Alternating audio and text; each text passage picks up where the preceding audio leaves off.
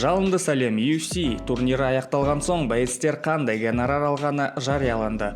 Бұл сандарға шолу жасайық. Шавкат Рахмонов $306 мың табыс алыпты, ал оның қарсыласы Стивен Томпсон жеңілгеніне қарамай 110 мыңға көбірек алыпты. Бұл түсінікті, себебі Вандербой UFC ардагері қанша жыл бойы октагонда өнер көрсетіп келе жатыр.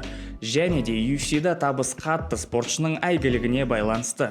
Фанаттары неғұрлым көп болса, соншалықты табысы да өседі. Ал Шавкат бауырымыз болса, енді ғана ақырындап ақшта үлкен жұлдыз болып бара жатыр.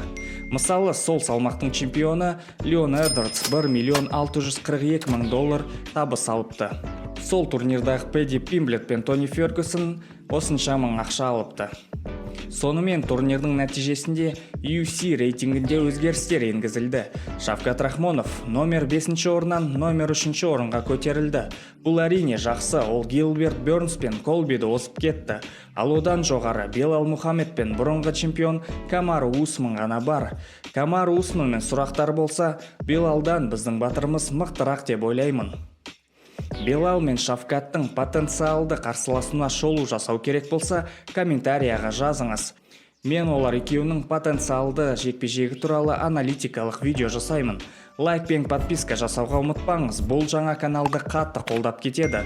Барлығыңызға рахмет, сәттілік.